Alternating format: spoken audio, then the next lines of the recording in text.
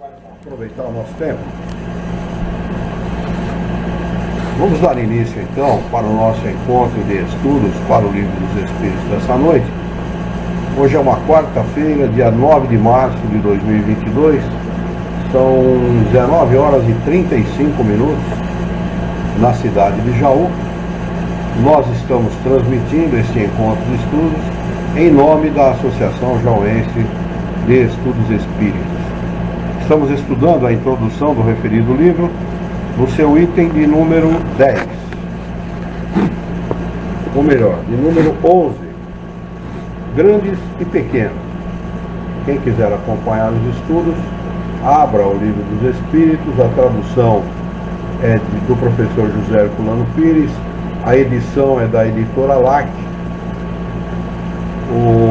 É a introdução ao estudo da doutrina espírita no seu item 11, grandes e pequenos. Vamos lá então.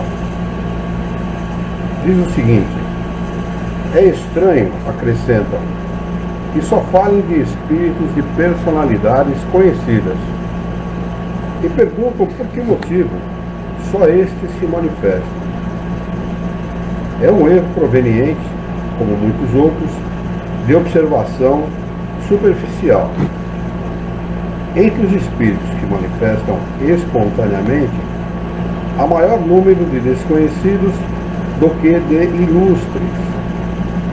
Eles se designam por qualquer nome, muitas vezes por nomes alegóricos ou característicos.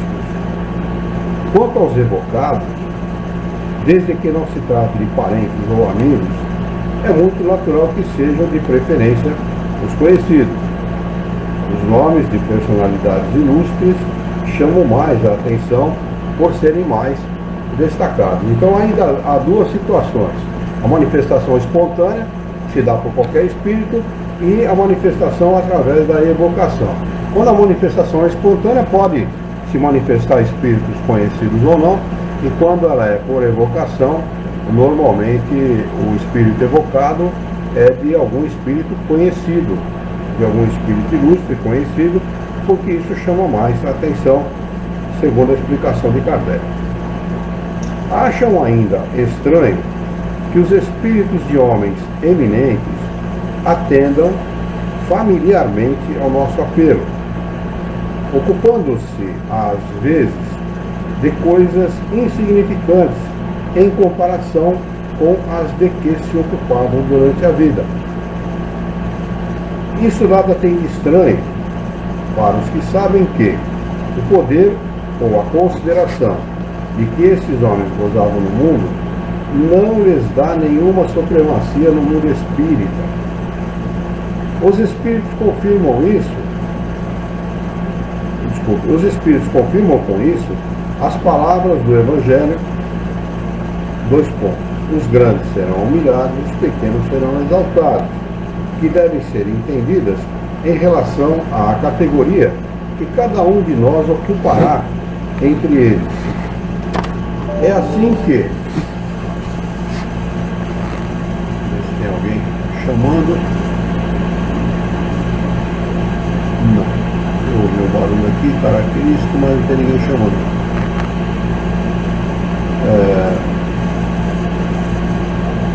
É assim que aquele que foi o primeiro na Terra poderá encontrar-se entre os últimos. Aquele que nos faz curvar a cabeça nesta vida pode voltar como mais humilde artesão, porque ao deixar a vida, perdeu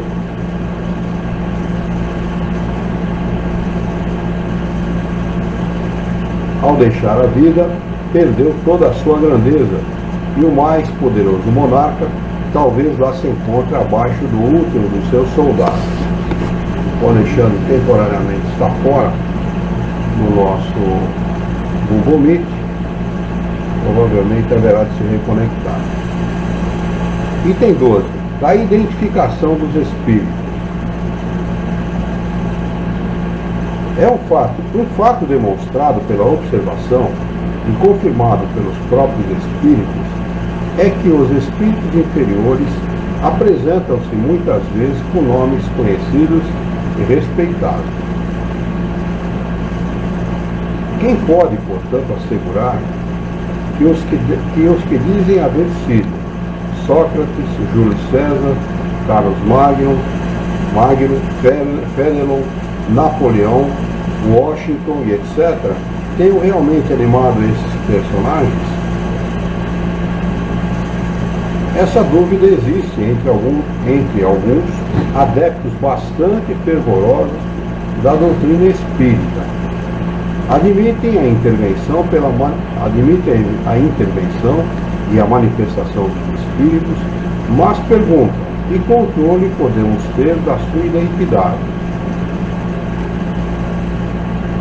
Esse controle é de fato bastante difícil de realizar, mas se não pode ser feito de maneira tão autêntica como por uma certidão de registro civil, pode ser por presunção através de certos indícios. Quando se manifesta o espírito de alguém que pessoalmente conhecemos, de um parente ou de um amigo, sobretudo se morreu há pouco tempo, acontece geralmente que a sua linguagem corresponde com perfeição às características que conhecíamos. Isto já é um indício de identidade, mas a dúvida já não será certamente possível quando esse espírito fala de coisas particulares, lembra casos familiares que somente o interlocutor conhece. Um filho não se enganará por certo com a linguagem de seu pai ou de sua mãe, nem os pais com a linguagem do filho. Passam-se algumas vezes nessas educações íntimas coisas impressionantes, capazes de convencer o mais crédulo, o cético mais endurecido, e muitas vezes aterrado com as revelações inesperadas que lhes são feitas.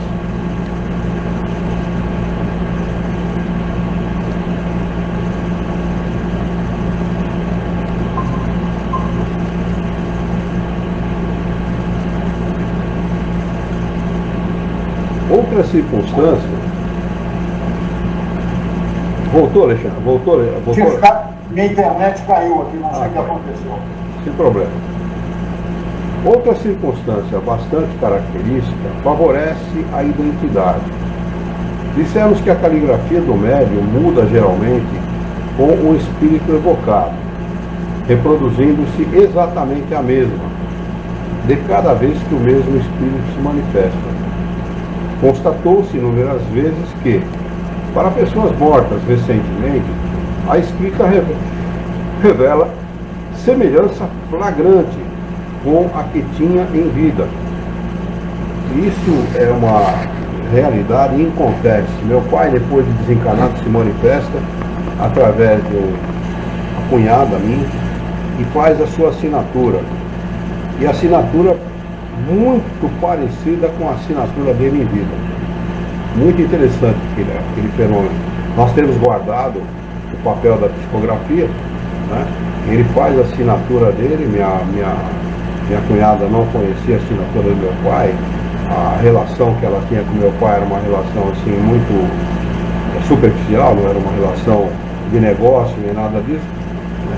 Então ela faz a assinatura e você compara a assinatura do meu pai em vida com aquela assinatura que foi colocada, aposta no final do documento, da psicografia, é muito semelhante. Então Kardec tem razão naquilo que ele fala. Eu constatei isso pessoalmente. Constatou-se inúmeras vezes que, para pessoas mortas recentemente, a escrita revela semelhança flagrante com a que tinha em vida. Tem-se visto assinaturas perfeitamente idênticas. O meu pai não era idêntica, mas era muito semelhante. Luiz, desculpa, nós estamos no capítulo 11, é isso? Nós estamos agora no item 11, da identificação dos espíritos. Ok. Lá no terceiro parágrafo. Ainda mantemos o grande e pequeno, né? Como é que é? O título é grandes e pequenos, né? Não, da identificação dos espíritos. Desculpe, é o item 12. É o item 12 da identificação dos espíritos. Terceiro parágrafo. 2, terceiro parágrafo, passando um pouco da metade do terceiro parágrafo. Tá, ok. Desculpa, obrigado. Não por isso. Estamos longe, entretanto, de citar esse fato como uma regra, sobretudo como constante. Mencionamos-lo como coisa digna de registro. Os espíritos que atingiram certo grau de depuração são os únicos libertos de toda a influência corporal. Mas quando não estão completamente desmaterializados, essa é a expressão de que se servem, os próprios espíritos se servem dessa expressão. Não estou completamente desmaterializado, ou seja, ainda estou sob a influência da matéria. Conservam a maior parte das ideias, dos pendores, das tendências e até mesmo das manias que tinham na Terra. Eu acho que eu já comentei com um amigo a respeito do meu pai, depois de encarnado, o garoto, meu sobrinho, né, reencarnou filho da minha irmã, ele vai dar a ré num carrinho de brinquedo, esse carrinho de pedal que ele tinha, ele põe o braço assim e olha, vai dar ré e olha para trás. Né? Eu, por exemplo, sou motorista há 50 anos, eu dou ré normalmente olhando no retrovisor, e a maioria de nós faz isso. Dá ré olhando nos retrovisores, o interno e os dois externos, né? E meu pai não, meu pai dava ré de 50 metros em linha reta olhando para trás. E o garoto vai fazer isso no carrinho de brinquedo com 2, 3 aninhos de idade e faz exatamente isso. Coloca a mão e olha para trás. É um indício forte, né? Porque uma criança não aprende isso. Pelo contrário, ela dá ré, empurra o carrinho para trás e se bater em alguma coisa, não tem problema, né? Porque ela não tem nem noção daquilo, exata noção daquilo que está fazendo, né? Mas é muito interessante isso. Então, os pendores, as tendências, as manias que o espírito tinha, porque meu pai reencarnou 6 anos depois de desencarnado, então ele trouxe muito, né, das suas tendências, das suas manias e tal. Ele chega para minha irmã num determinado momento e fala assim, olha, cadê o meu bolo de aniversário? Não, mas seu aniversário foi 1º de abril. Não, meu aniversário é hoje. E era dia 2 de agosto, era o dia de data de nascimento do meu pai. E ela comemorou no dia 1º de abril o nascimento do filho. Mas meu pai no dia 2 de agosto cobra da minha irmã uma festa de aniversário, porque aquele era o dia do nascimento dele. E ele chegou para minha irmã e falou, olha, você é filha e eu sou pai. E tinha quantos aninhos? 2, 3 aninhos de idade. A minha filha vai visitá-lo, ela tinha uma ligação muito forte com meu pai, a minha mais nova, tem 2 meninas, hoje já mulheres, né? E a mais nova, a Luciana, tinha uma ligação muito forte com o vô. E ela vai conhecer, como nós estamos a 300 quilômetros de Jaú, e a Luciana não ia muito a São Paulo, ela vai a São Paulo numa oportunidade e vai visitá-lo, vai visitar o sobrinho. Ele olha para ela e diz assim, por que é que você demorou tanto tempo para vir viver? É uma coisa, são coisas assim, muito palpáveis, sabe? Deixa muito claro, né? Além de um sonho que eu tive com ele, um pouco antes, né? Minha irmã estava grávida e eu estava num sonho. Nós estávamos numa mesa, eu estava sentado na cabeceira, ele estava sentado do meu lado esquerdo, em seguida a minha mãe, uma outra pessoa que eu não sei definir quem era, as minhas 3 irmãs, inclusive essa que é a mãe dele, e algumas pessoas que andavam pela cozinha, mas eu não sei definir quem era também, eu não vi o rosto. E meu pai falava, ele no sonho, ele tinha aparência quando tinha em vida. O espírito se mostra com a aparência que tinha em vida, minha mãe também. E ele falava muito. E no sonho eu pensei assim, bom, nós precisamos vender esta casa. Nós estávamos na casa que tinha sido dele. E minha irmã morava naquela casa. Depois de casada, continuou morando naquela casa mesmo depois do desencarne da minha mãe. Ela morou por 10 anos na casa aproximadamente. Bom, nós precisamos vender a casa, porque a casa não é só dela, a casa é de todo mundo, né? Mas ao mesmo tempo eu pensava, como é que nós podemos vender a casa se ele está morando aqui? Se meu pai é dono da casa e está morando aqui. Então, um forte indício, né? Um fortíssimo indício de que ele estava reencarnando e iria morar naquela casa. E hoje, continua morando lá até hoje, né? Nós fizemos um negócio com a minha irmã, um negócio assim muito bom para ela do ponto de vista financeiro, e ela deu um percentual pequeno para cada um, e ela continuou morando na casa. Então, é muito interessante isso que Kardec fala, porque é palpável quando o espírito ainda está sob forte influência da matéria, ele reencarna rapidamente, ou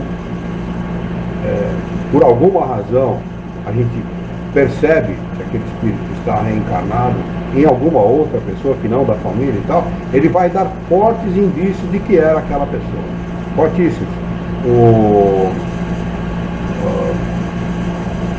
professor Rabinat Barnegi, professor Barnegi, que tem um estudo muito grande no mundo inteiro, inclusive na Índia, a respeito de reencarnação, conta a história entre outras histórias, a história de um garoto que ele pesquisou, ele ficou sabendo desse garoto, na Índia, e foi pesquisar o garoto. Ele chegou para mim e falou: olha, eu não sou daqui, eu sou da vila tal, assim, assim, eu morava lá, e lá está a minha esposa, lá está a minha mãe, está meu pai, eu morava entrando na vila, em tal casa assim, assim, de cor tal. O pai e a mãe ficou assustados, porque ele estava longe da vila que ele falou, que ele afirma ter morado, e chamaram a mãe dele, ele, suposta mãe, e a suposta esposa, que ainda estavam encarnadas, para vir conversar com ele. Ele está num quarto, entra uma mulher no quarto, ele fala para a mulher: não é com você que eu quero falar com a minha esposa que está lá fora. Quem tinha entrado no quarto era a mãe. Mandaram propositalmente, né, para ver como ele reagiria.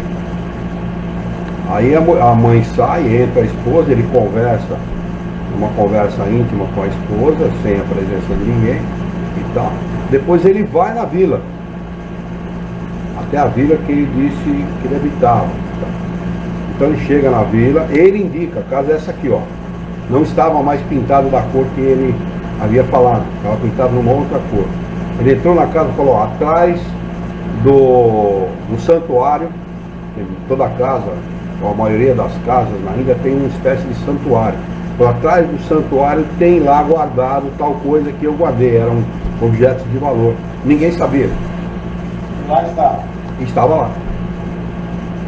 Quer dizer, são coisas, são pesquisas realizadas por um cientista, porque o Barnegi, o Dr. Barnegi é um cientista, ele realizou pesquisas no mundo inteiro, na França, no Brasil, na Índia, em todos os lugares, em todos os continentes, e todos eles sobre reencarnação. Esse foi um dos cientistas, né?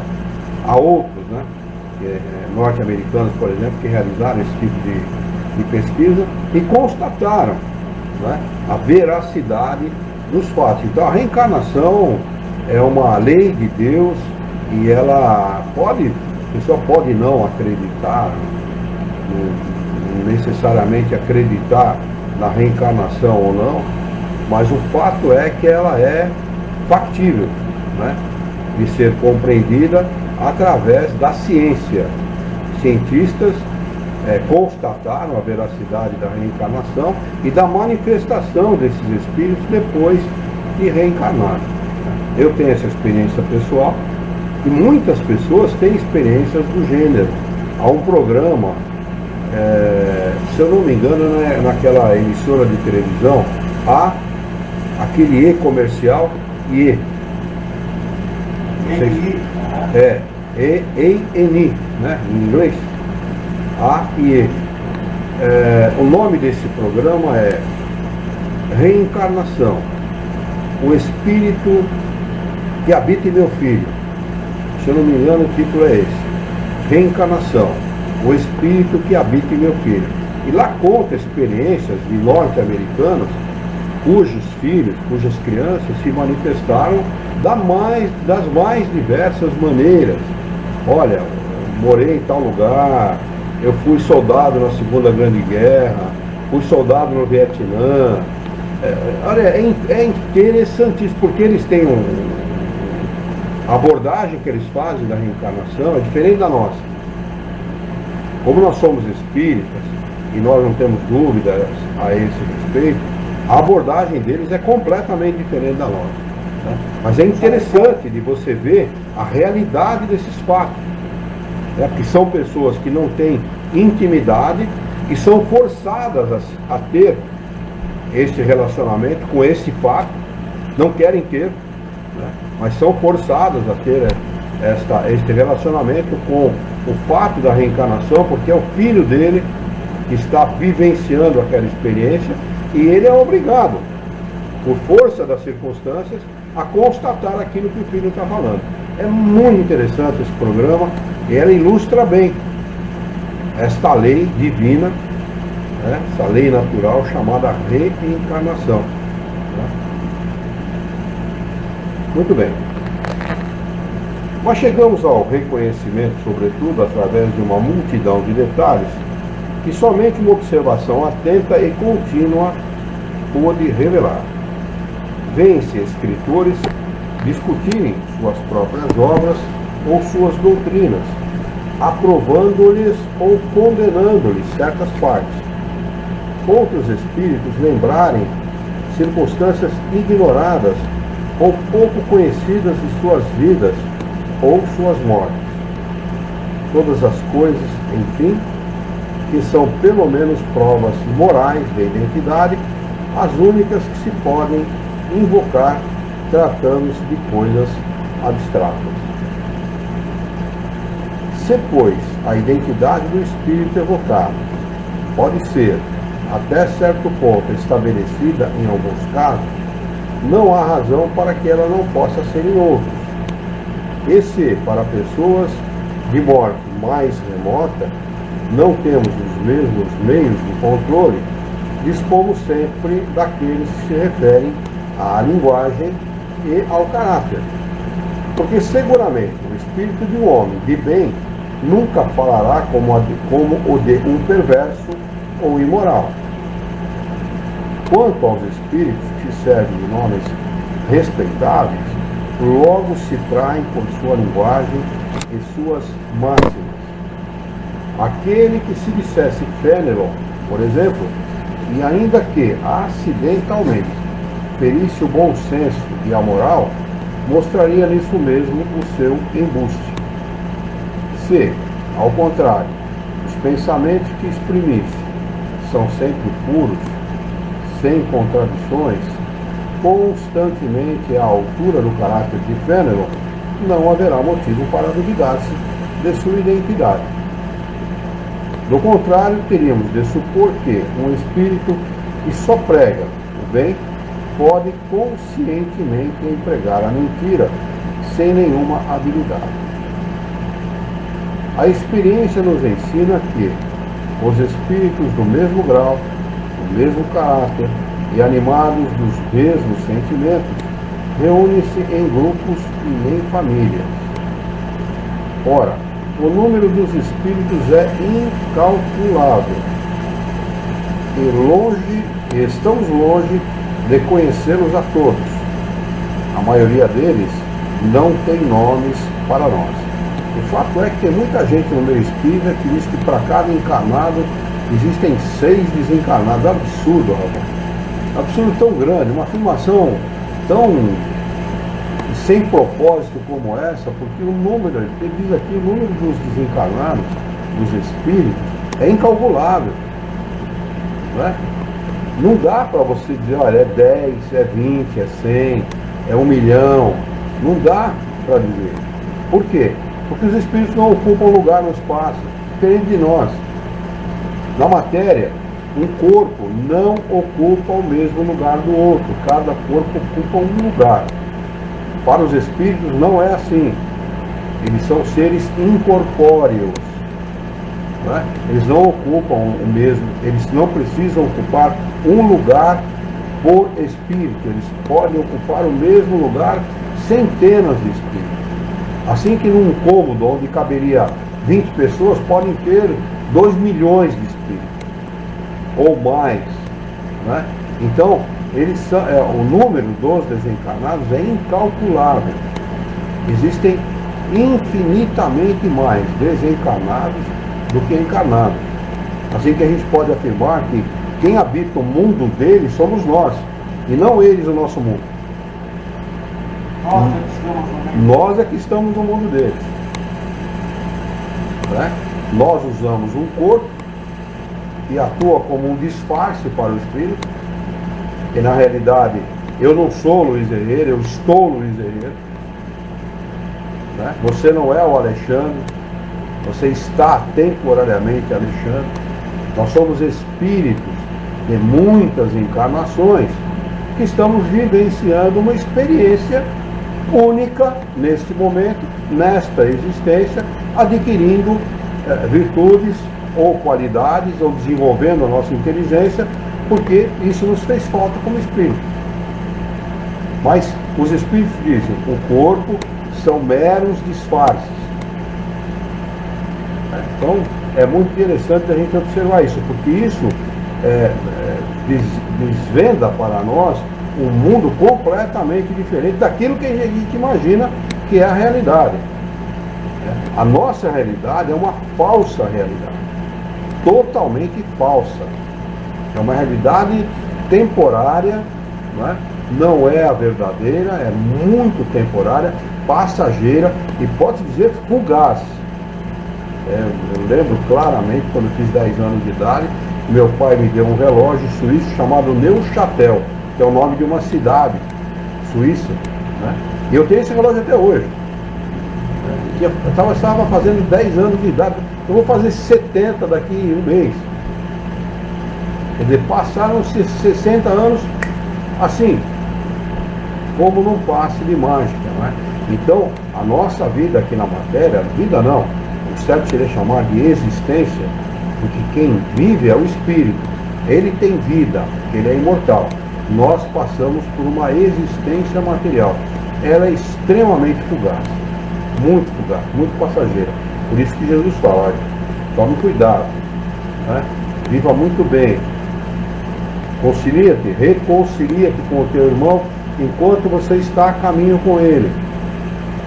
E os espíritos dizem, quem vive bem, morre bem, né? Exatamente por essa razão, porque quando a gente percebe, estamos desencarnando, e aí vamos ter que dar conta da bagunça que a gente fez. Muito bem, então vamos lá.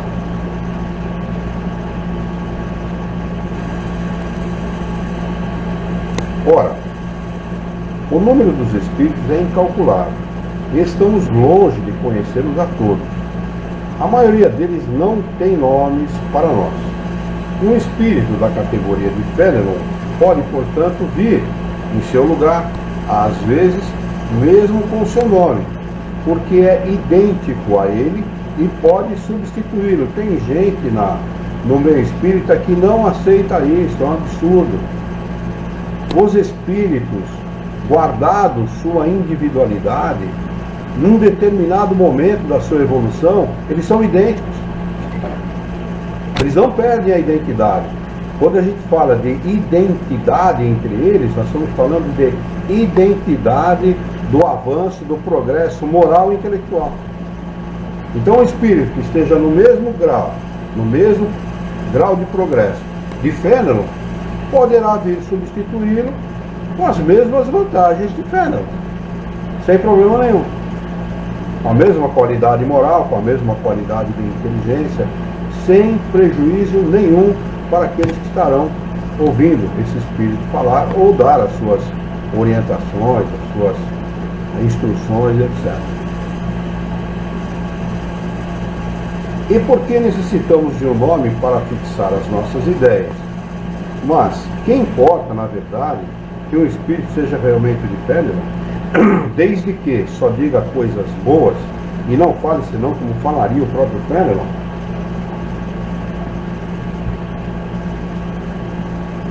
É um bom espírito.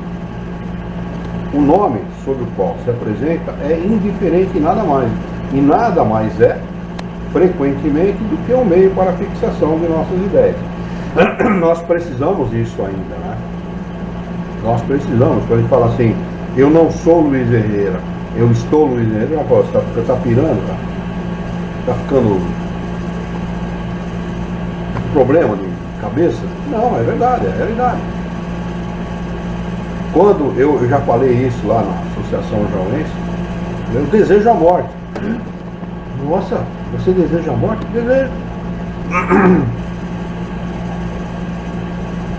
Para quem tem a convicção espírita, a morte é uma coisa muito boa. Eu só não vou procurá-la, porque procurar a morte seria suicídio. E o suicídio, a gente sabe as graves implicações de um suicídio. Mas se você aguardar o seu desencarne com a paciência necessária e procurando fazer todo o possível para fazer o bem e viver bem, certamente a morte vai ser uma coisa muito agradável e não essa coisa tétrica, né, que as pessoas pregam por aí como uma coisa absurda, nossa, o fim de tudo e tal. Então, a gente com conhecimento espírita, nós adquirimos pontos de vista, né, sobre a realidade do ser encarnado completamente diferente da maioria daqueles que não possuem esse conhecimento, né? E realmente nós não somos essa criatura que nós parecemos ser. Podemos ser muito melhor em conhecimento, em desenvolvimento intelectual, ou muito pior do que aquilo que a gente aparenta ser. Nós estamos sob disfarce. O corpo, ser encarnado, ele consegue ser hipócrita, o que não acontece no mundo dos espíritos. O ser em estado de erraticidade, ele não tem como disfarçar o seu sentimento, porque ele, por assim dizer, ele exala o seu sentimento pelo próprio pensamento. Não há como esconder isso. Já nós não, nós estamos querendo xingar o sujeito, a gente dá uma risadinha, que é para não desagradar o interlocutor, né? É hipocrisia pura. Por isso que Jesus condena a hipocrisia como um túmulo caiado, né? Bonito por fora, né? Branquinho por fora e cheio de podridão por dentro, né? Assim somos nós os espíritos encarnados nesse mundo. Essa é a realidade, sem disfarçar em nada a realidade que nós vivenciamos aqui, né? Está errado? Não, absolutamente, está tudo certo, é isso mesmo. Nós somos espíritos em evolução, estamos no mundo certo, no momento certo, na hora certa, para aprender e progredir, né? E é assim que acontece. Ou seja, quando desencarnarmos, seremos lá exatamente o que nós sabemos que nós somos aqui. Exatamente. Exatamente. Na realidade, nós sabemos muito mais do que nós presumimos saber. E nós estamos muito aquém da moralidade que nós presumimos também. Essa é a nossa realidade, né? Então, essa é a realidade do encarnado. O Luciano está fazendo um comentário aqui, ele diz, há muitas obras mediúnicas que não passam pelo controle universal. Olha, Luciano, isso é uma discussão que a gente tem todas as vezes que a gente fala da obra dos espíritos superiores, e é exatamente isso mesmo. É por isso que é necessário um estudo da obra dos espíritos superiores, para a gente ter consciência e condições de avaliar aquilo que a gente está lendo. Colônia espiritual, umbral, essa história toda, isso é tudo fantasia, como céu e inferno é fantasia, como tantas outras coisas que a igreja, por exemplo, admite, como os dogmas da igreja, etc., são fantasias criadas pelo homem em função da sua própria ignorância, né? E não podia ser diferente com as obras atribuídas a esses romances, né, que as pessoas utilizam como se fosse obra de estudo. Não é. Romance jamais será uma obra de estudo. Obra de estudo é fruto de pesquisa e observação. Isso é obra de estudo. Romance jamais será uma obra de estudo. Quem se forma dentista, médico ou qualquer outra ciência, um físico, um matemático, um biólogo, jamais se forma estudando em romance. Ele estuda em livro de ciência, não é? E o livro de ciência, para a ciência dos espíritos, são 5 livros básicos de Kardec. Que Kardec orientou, codificou, organizou numa linguagem compreensível a todos. A obra não é de Kardec, a obra é dos espíritos, mas codificada, organizada em linguagem compreensível para todos, pelo professor Hipólito Leon Denis Arrivaio, que por isso mesmo anotou o pseudônimo de Allan Kardec, para que não fosse confundida a obra dos espíritos com a obra do pedagogo. São duas coisas completamente diferentes. Bom, feito o comentário a respeito do comentário do Luciano, nós vamos continuar. Luciano, se você quiser conversar a respeito disso que nós falamos, podemos ficar aqui no final dos nossos estudos aqui para nos alongarmos a respeito disso que nós falamos. Muito bem. Não se verificaria o mesmo nas evocações íntimas, pois nestas, como já dissemos, a identidade pode ser estabelecida por meio de provas que são, de alguma forma, evidentes. Por fim, é certo que a substituição dos espíritos pode ocasionar uma porção de enganos, resultar em erros e muitas vezes em mistificações. Esta é uma das dificuldades do espiritismo prático, mas jamais dissemos que esta ciência seja fácil, nem que se possa aprendê-la brincando. Olha a afirmação de Kardec. Jamais dissemos que essa ciência fosse uma coisa fácil, e nem que se pudesse aprendê-la brincando. Como também não se dá com qualquer outra ciência. É o que eu acabei de comentar. É uma ciência. O espiritismo não é uma religião. Não tem nada a ver com as religiões institucionalizadas. Não há hierarquia sacerdotal. Não se fundamenta em dogmas, em rituais. Não tem nada a ver com a religião, com as religiões institucionalizadas. É uma ciência. Kardec a define no livro que é o Espiritismo, que é o livro que ele escreve depois desse, como o Espiritismo é uma ciência que trata da natureza, origem e destino dos espíritos, bem como de suas relações com os encarnados. E lá em Obras Póstumas, no projeto 1868, ele fala a respeito do Espiritismo de uma forma muito interessante. Ele diz assim: o Espiritismo contém princípios que, sendo fundados em leis naturais e não em abstrações metafísicas, tendem a ser, e um dia serão, absorvidos, aceitos pela maioria dos homens. Olha que interessante, né? Então não tem nada a ver com abstração metafísica, não tem nada a ver com suposições, são leis naturais. Não tem nada a ver com dogma imposto pela cabeça de um homem, e nem é uma ciência criada por um homem, ou uma religião criada por um homem, como foi todas as outras. Todas as outras vieram de um homem. O Espiritismo não. O Espiritismo veio através dos espíritos, como ciência. Não é? Ele é visto como uma religião, mas não é absolutamente uma religião. Ele tem o poder de transformar moralmente o homem. Se isto pode ser considerado uma religião, então ele é uma religião. Mas nada a ver com a instituição, com as instituições religiosas que impõem a fé. O Espiritismo não impõe absolutamente nada.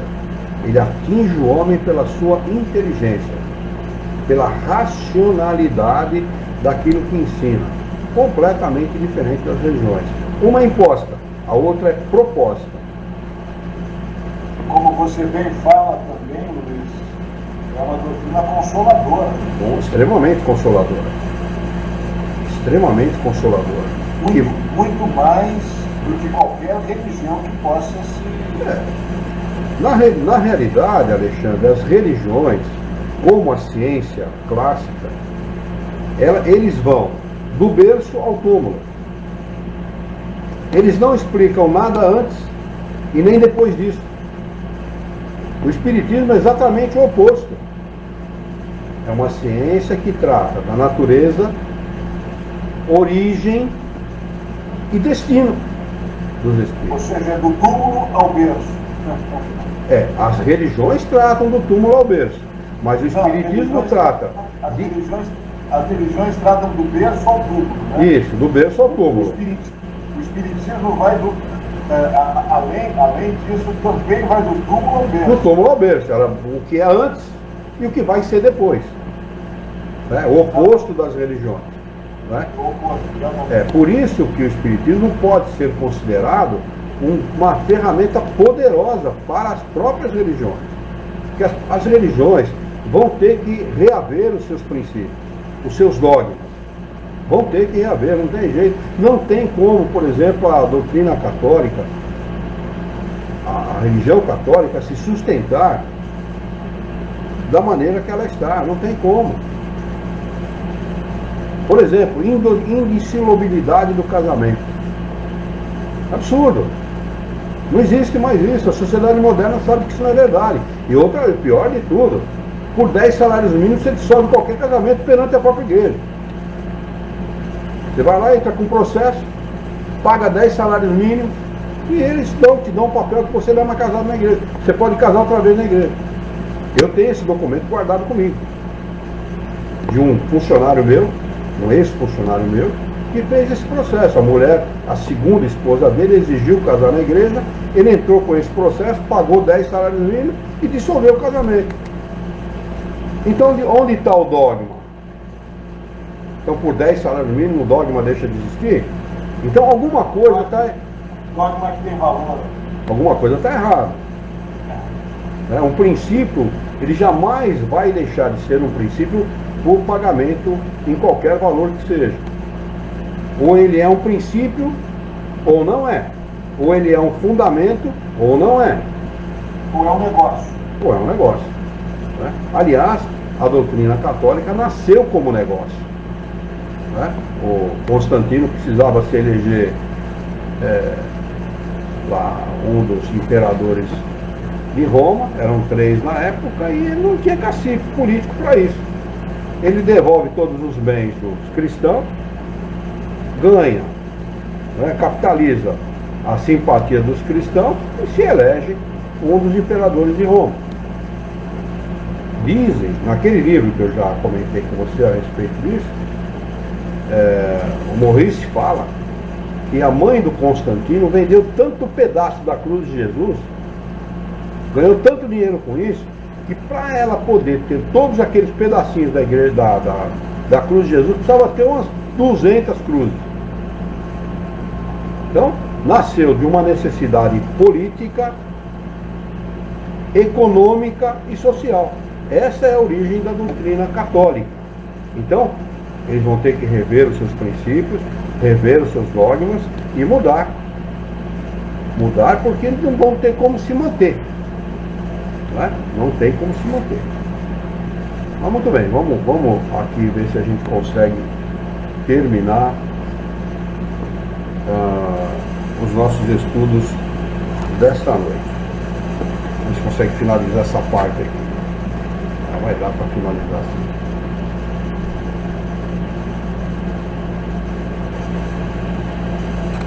Nunca será demais repetir que ela exige estudo constante e quase sempre bastante prolongado.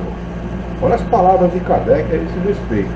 Nunca será demais repetir que ela exige estudo constante, como qualquer ciência, e quase sempre bastante prolongado. Não se podendo provocar os fatos, é necessário esperar que eles se apresentem por si mesmos e frequentemente eles nos são trazidos pelas circunstâncias em que menos pensávamos. Para o observador atento e paciente, os fatos se tornam abundantes, porque ele descobre milhares de nuances características que lhe parecem como um raio de luz. O mesmo se dá com referência às ciências comuns. Enquanto o homem superficial só vê numa flor a sua forma elegante, o sábio descobre verdadeiras maravilhas para o seu pensamento. Nós temos um tempo ainda, um tempo que dá para a gente estudar talvez mais esse item aqui. Item 13. As divergências de linguagem. Estas observações levam-nos a dizer algumas palavras sobre outras dificuldades referente à divergência de linguagem dos espíritos. Sendo os espíritos muito diferentes uns dos outros quanto ao conhecimento e à moralidade, é evidente que a mesma questão pode ser resolvida por eles de maneira contraditória, de acordo com suas respectivas categorias, como fariam entre os homens um sábio, um ignorante ou um brincalhão de mau gosto. O essencial é saber a quem nos dirigimos. Mas, acrescentam, como se explica que os espíritos reconhecidos como superiores não estejam sempre de acordo? Diremos inicialmente que, além da causa já assinalada, há outras que podem exercer certa influência sobre a natureza das respostas, independente da qualidade dos espíritos. Esta é um ponto capital cuja explicação obteremos pelo estudo. Eis porque dizemos que estes estudos requerem atenção contínua, observação profunda e, sobretudo, como aliás todas as ciências humanas, a continuidade e a perseverança. Necessitamos de anos para fazer um médico medíocre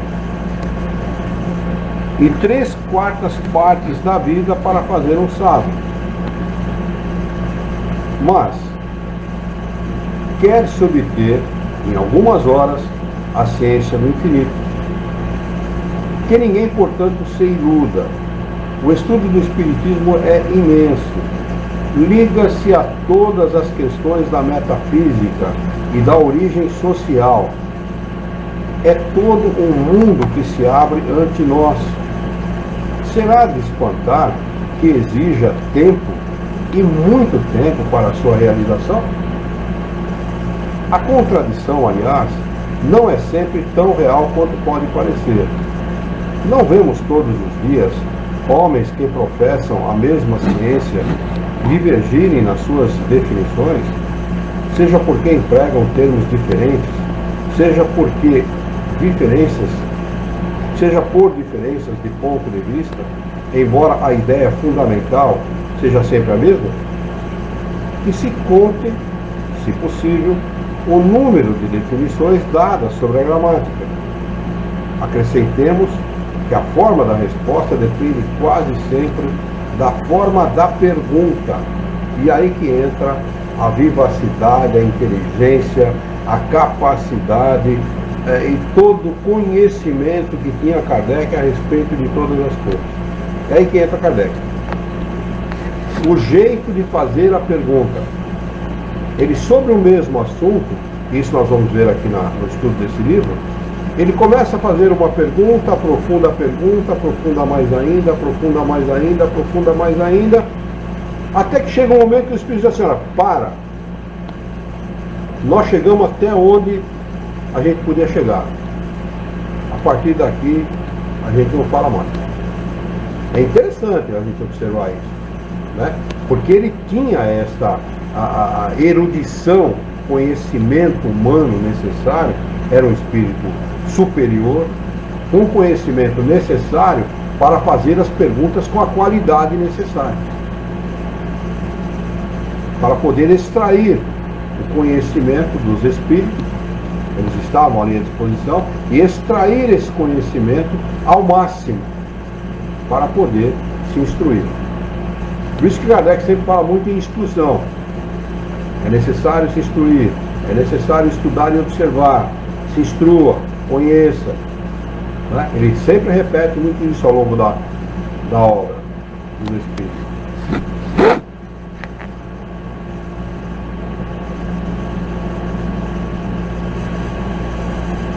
Seria pueril, portanto, ver-se uma contradição onde geralmente não existe mais do que uma diferença de palavras. Os espíritos superiores não se preocupam absolutamente com a forma.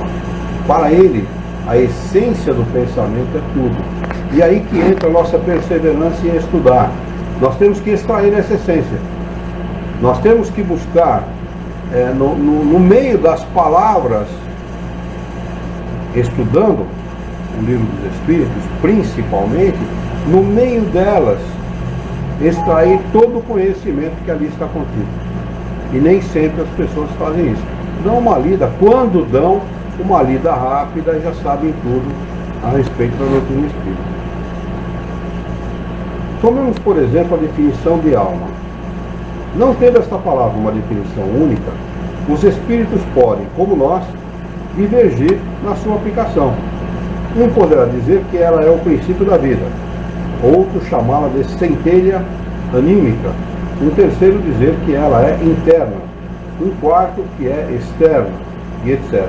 E todos terão razão, segundo seus pontos de vista.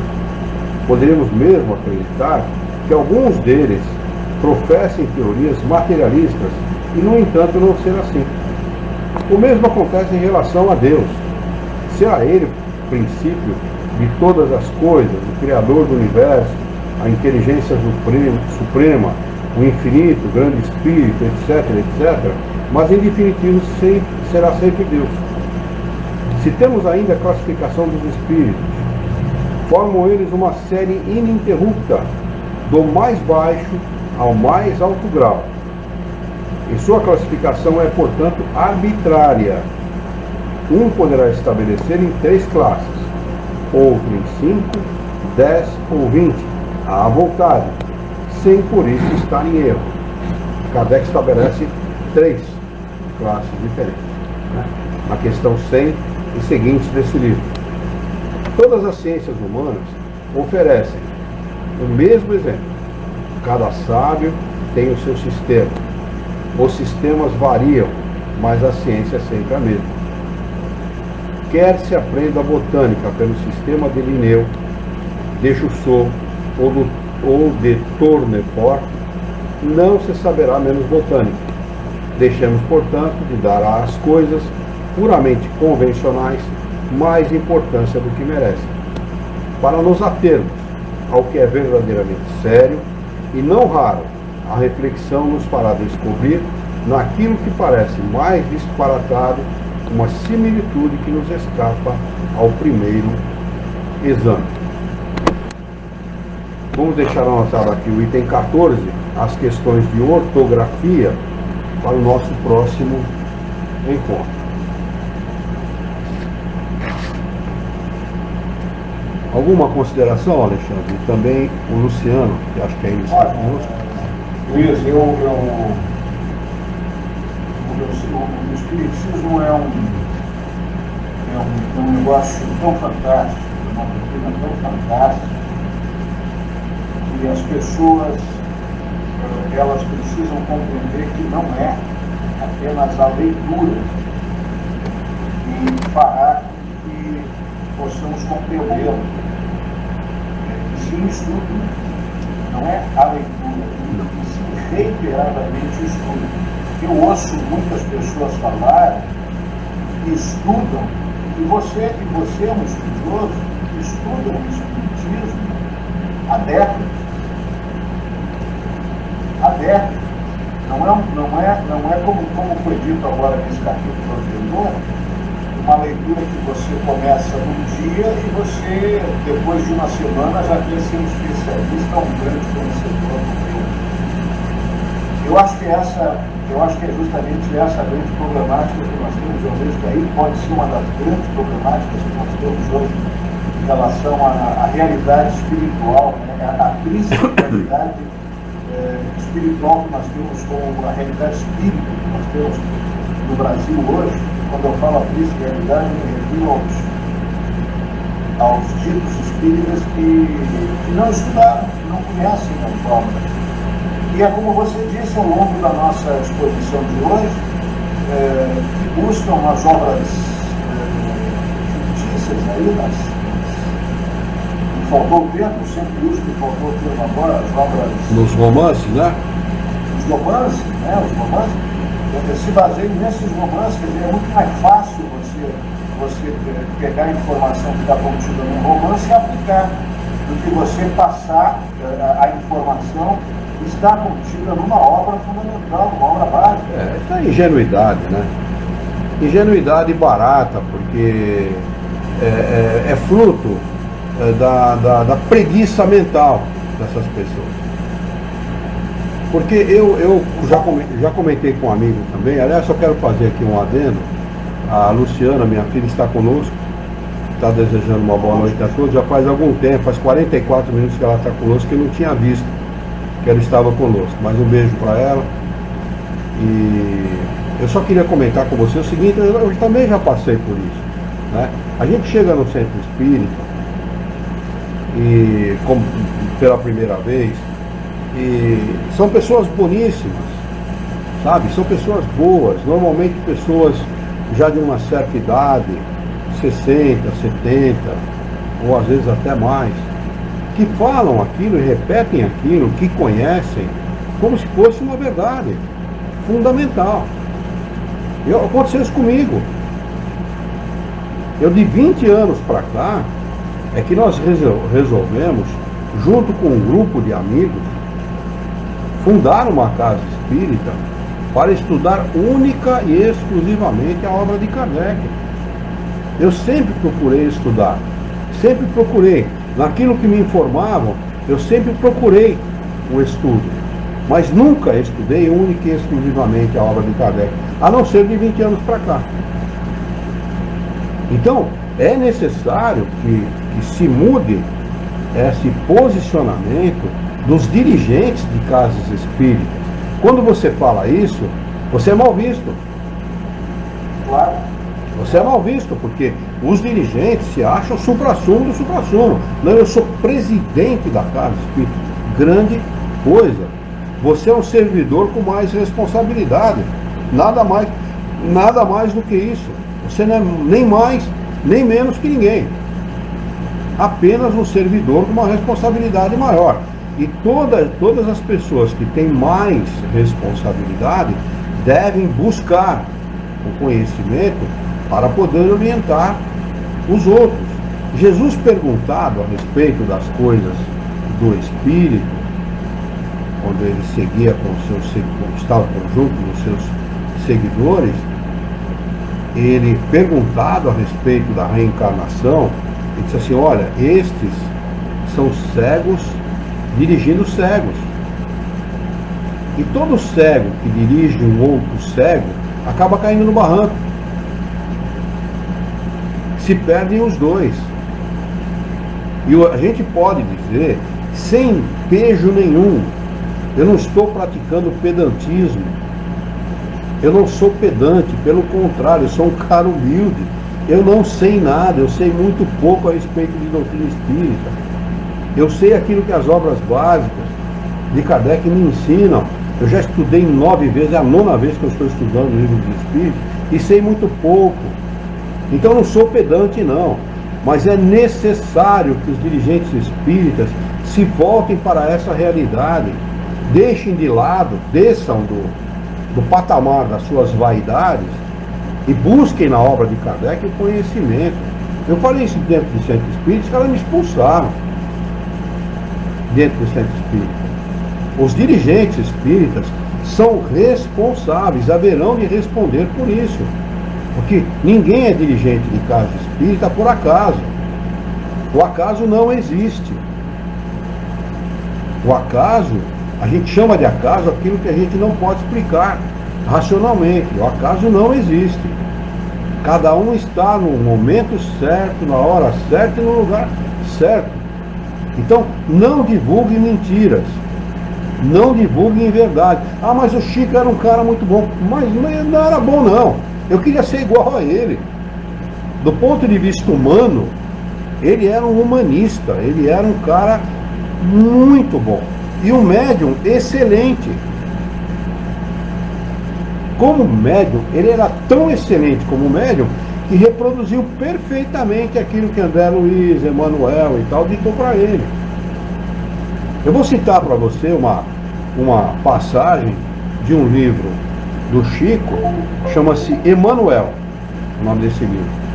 Se você quiser procurar, você vai achar na internet esse livro. Emmanuel.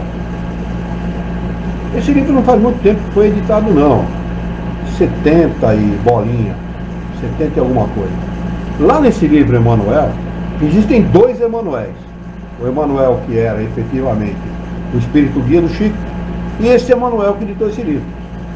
E este Emmanuel que editou esse livro, quando o Chico combinou com ele 50 obras. Eu vou psicografar 50 obras. Ao final das 50 obras, ele disse, olha, bom, eu já cumpri minha obrigação, já cumpri aquilo que foi combinado, eu vou parar.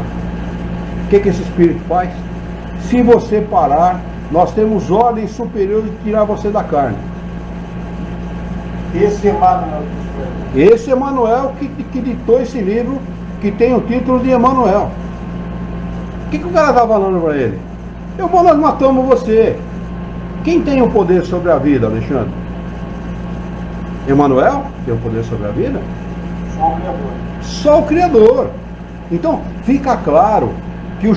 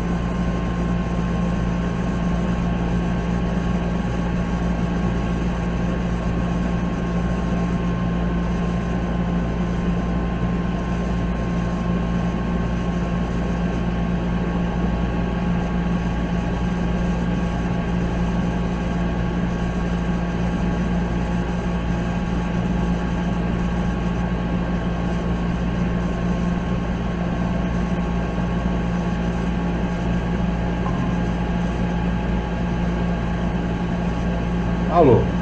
Tinha travado, né? Não, foi a minha conexão que caiu. Ah, pois é. A minha conexão. Você estava falando, só para concluir, você estava falando que queriam desencarnar o Chico. Não, queriam, na realidade, o Emmanuel, esse Emmanuel que editou esse livro, ele falou, a gente mata você. Em outras palavras, nós temos ordem de tirar você da carne. Pô, peraí, pô. Quem tem ordem de fazer isso? Porque o cara não quer psicografar mais livro? O médium, ele pratica a mediunidade se ele quiser. É opção dele. Ele não tem dever com nada. O negócio de mediunidade, como é que eles chamam de... Querem colocar a mediunidade como algo especial? Não é.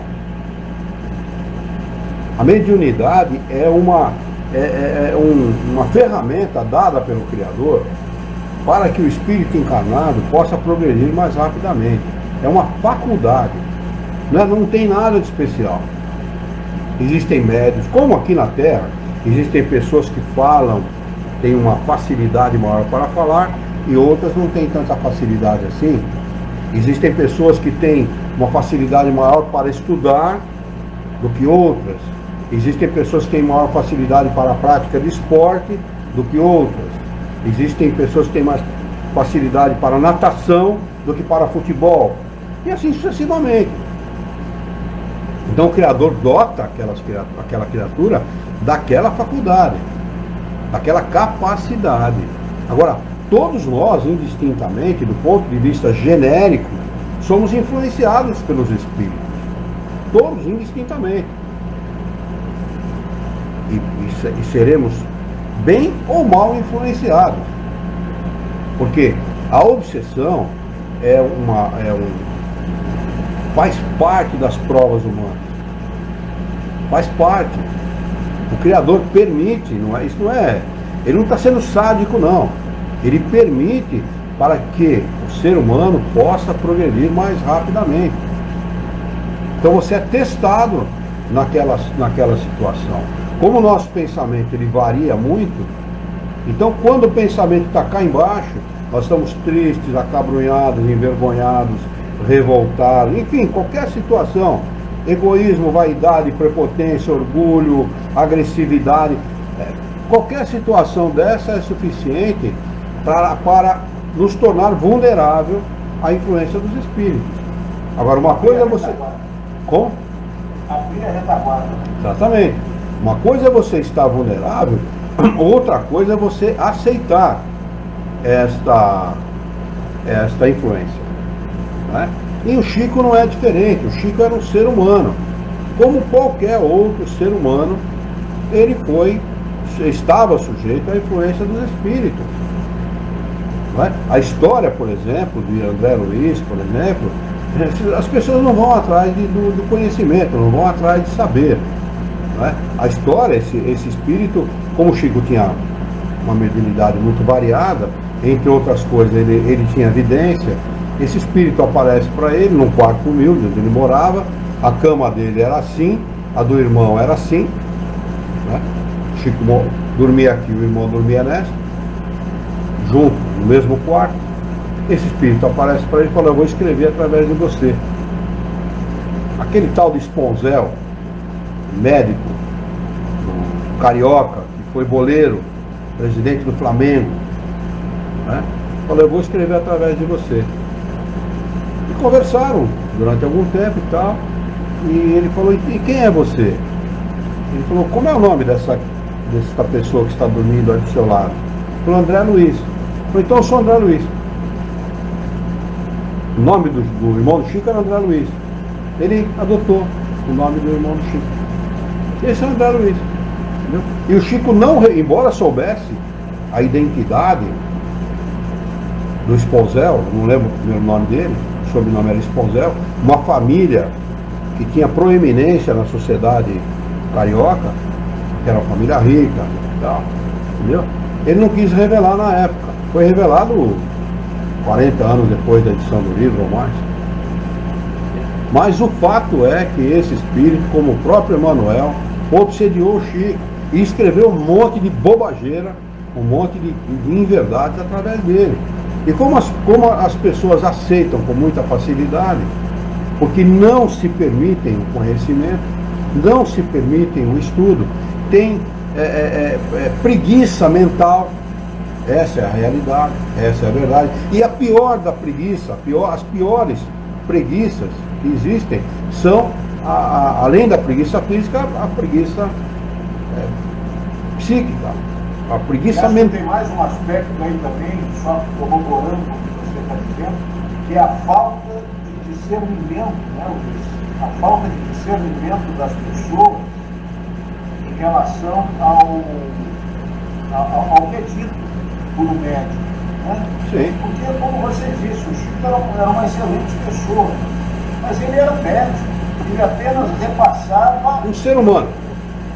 Um ser humano, ele era um intermediário, apenas repassava aquilo que ele recebia. Exatamente, como bom médico que era. E a falta de discernimento das pessoas está justamente nesse ponto. Exatamente. Não quererem compreender que nem tudo que o médico fala é absoluta verdade.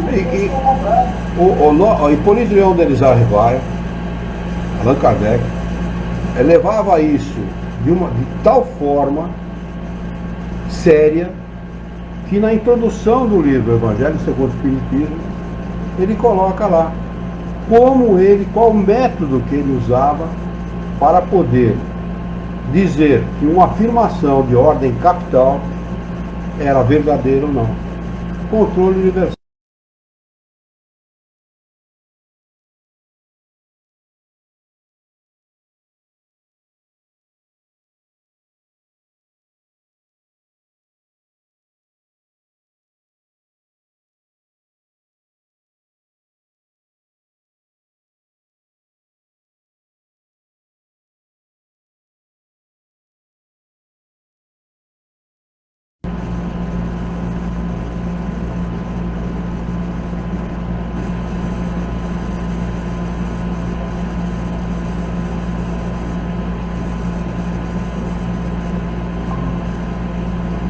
voltou. Voltou. Agora Tá, caiu mais uma vez aqui, viu?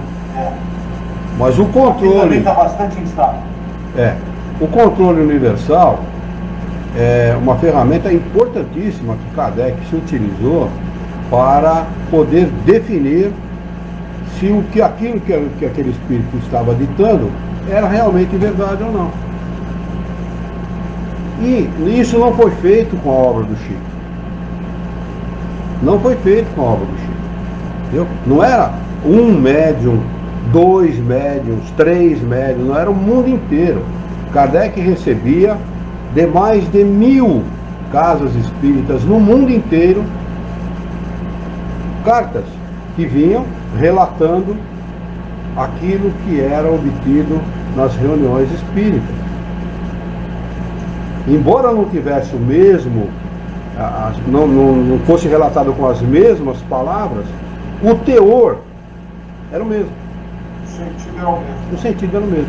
Então eu falo, não, isso aqui é verdade. Recebia de vários lugares do mundo inteiro, confrontar. Imagina o trabalho desse cara, né? Imagina o trabalho desse cara. Entendeu? Confrontava isso tudo, realmente é verdadeiro. Entendeu? E ninguém fez isso com a obra do Chico. E simplesmente se aceita isso pacificamente, sem discussão nenhuma.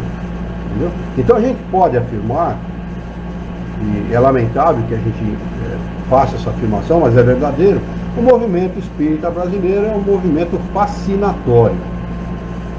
De uma influência católica, e de uma influência católica muito forte. Muito forte. A FEB foi concebida nessas bases. A FEB é católica, influenciada por espíritos católicos. Eu posso afirmar isso porque nós fizemos um estudo mais de uma vez, 2 vezes, na Associação Jauense, a história do espiritismo, é o nome desse estudo, entendeu? Onde mostra que a FEB ela tem uma fortíssima influência de espíritos católicos. Fortíssima. E a FEB é católica. Infelizmente é católica, não é espírita não. Vamos fazer a nossa prece de encerramento? Vamos lá. Muito bem.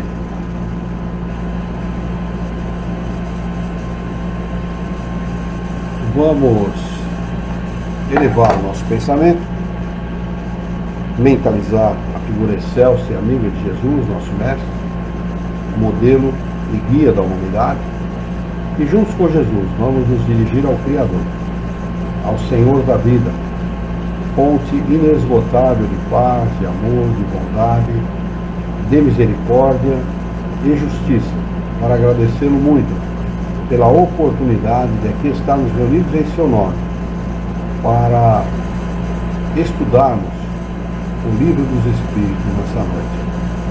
Pedimos humildemente, Senhor, que nos dê bom ânimo, coragem, determinação, ideias renovadas, alegria de viver e muito entusiasmo, para que nós possamos trabalhar, sermos úteis à sociedade em que vivemos e desta forma aprender a orientar a nossa própria existência por um profundo e sincero respeito pelo nosso próximo. Em nome de Jesus, em nome dos bons espíritos, em nome do nosso diretor espiritual e de sua equipe, nós declaramos encerrado o nosso encontro de estudos dessa noite. E que assim seja.